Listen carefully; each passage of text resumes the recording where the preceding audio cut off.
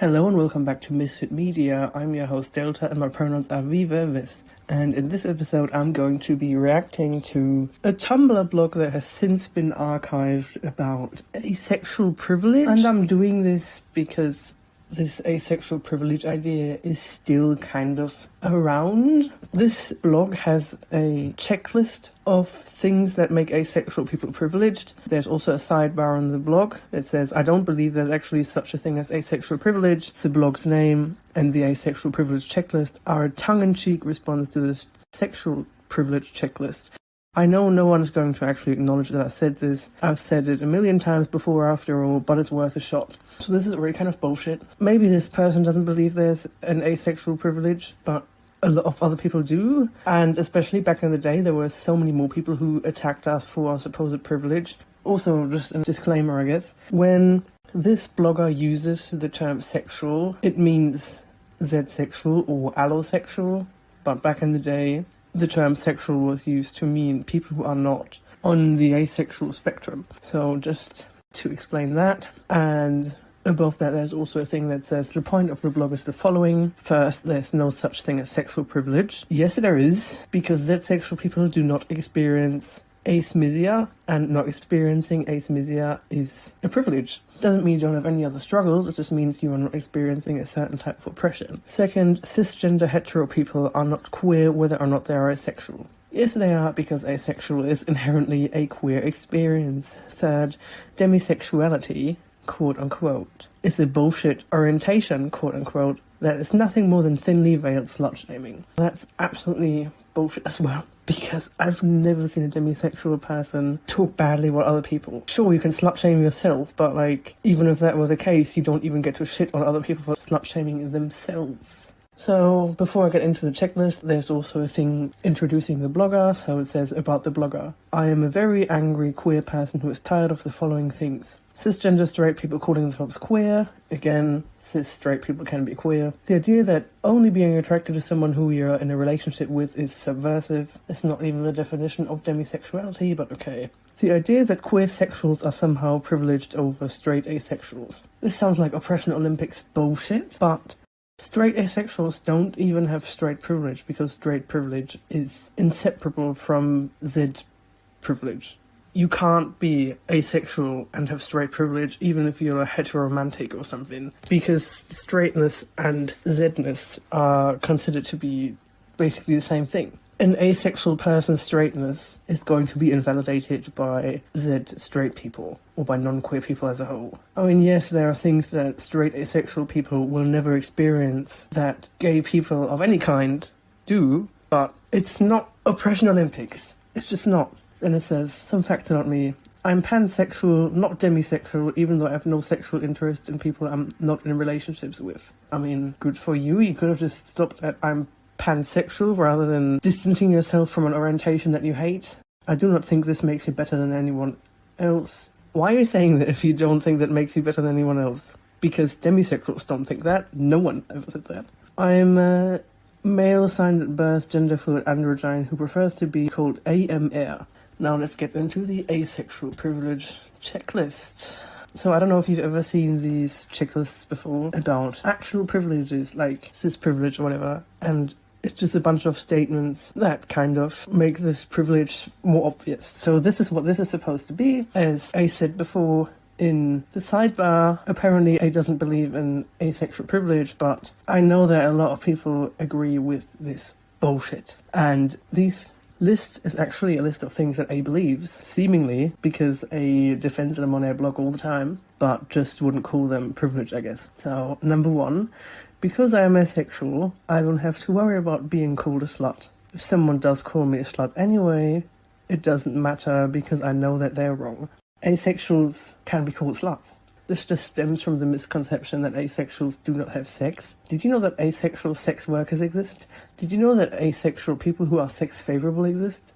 Did you know that ace people with a high libido exist? Do you know that all of these exist, or do you just think that asexual means someone who doesn't have sex, because that's wrong? And even if someone is falsely slut-shamed, it's not like it doesn't matter just because you know they're wrong. It's still gonna suck. Like, what? Because it's literally still based in misogyny most of the time. So if this happens to like a woman or anyone who's like kind of seen as being in the realm of womanhood, whatever that means, that's still gonna suck, even if the person calling them a slut is wrong. Number 2, as an asexual, I don't have to worry about becoming pregnant or impregnating anyone, or about STDs. Again, asexual people can have sex, asexual people can be pregnant or impregnate people, and they can also get STDs. Number 3, if I'm a demisexual woman, I can rest assured knowing that I fit into the category that society deems most appropriate for a woman, one who will not have sex unless in a committed, monogamous, usually marital relationship. That's not what demisexual means. Demisexual doesn't mean won't have sex until in a relationship or until married. That's literally not what that means. Firstly, it's not about relationships, it's about an emotional bond. You can have an emotional bond without having a relationship. If you can't, then I'm kind of worried for you, honestly. And it's not about not having sex, it's about sexual attraction. Different thing. And society does not deem demisexuality appropriate for women. Otherwise, demisexual women would not feel like aliens, which is something I have heard all the time. Also, it depends on like what part of society you're in. There's so much like sex-positive feminism around now, and sex-positive feminism is good, but some of these feminists think that women who don't have a lot of sex or don't have any sex or only have sex in relationships are actually prude and anti-feminist. They literally don't fit in like all of society's ideas of womanhood. This seems to be like some weird religious purity culture idea of womanhood. Even if that were the case, if you are anyone, not just a woman, who doesn't feel sexual attraction in a relationship before getting married, that will show in your behavior and you will be alienated, and that is not part of how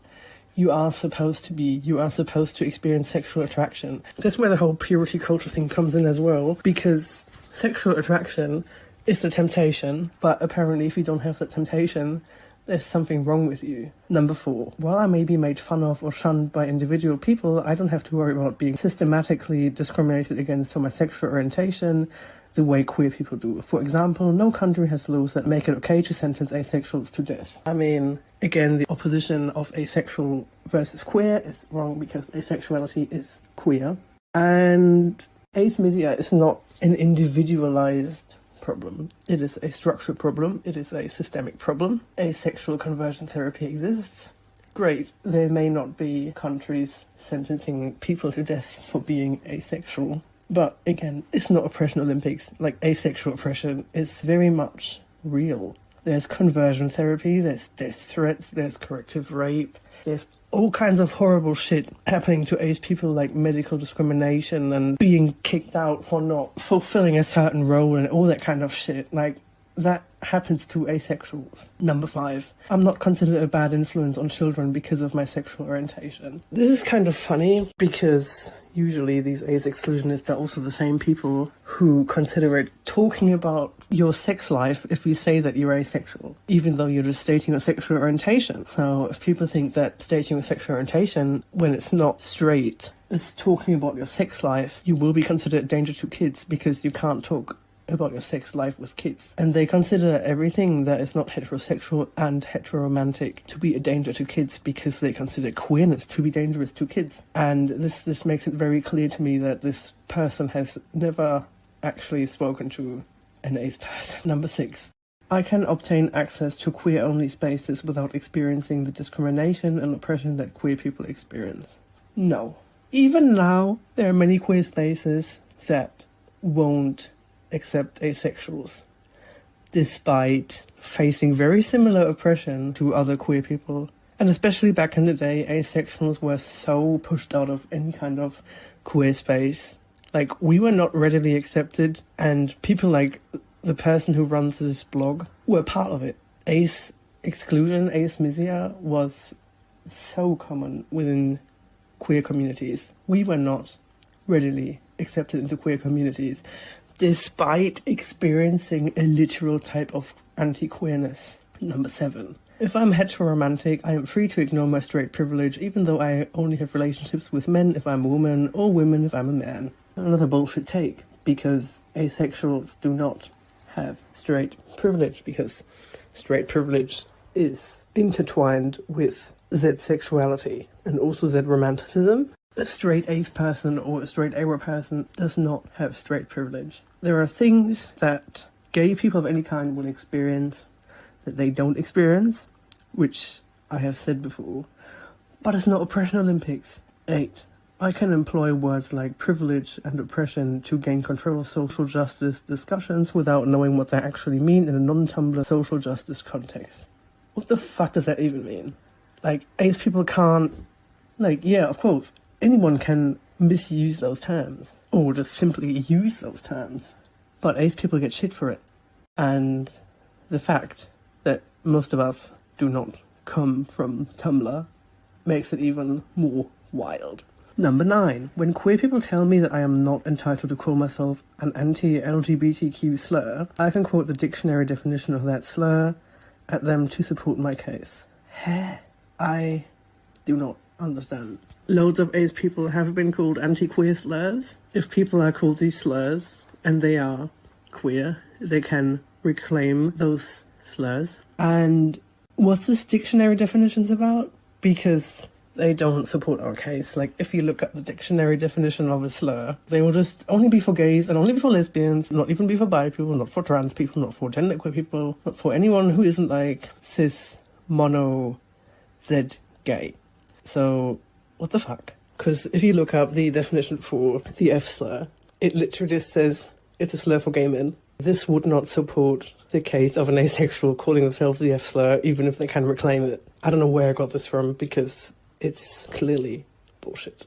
And this have been all of the points on this list that supposedly are true. I'm not going to say make aces privileged, because apparently this person doesn't believe in ace privilege. But either way, this list is bullshit, and a lot of people actually do believe in ace privilege, and that the points on this list make us privileged. And the fact that, like, the last 3 points were just, like, utter bullshit and almost impossible to even understand what it means. Like, it was just reaching. It's so much bullshit. Anyway, this has been it for this episode. Thank you so much for listening.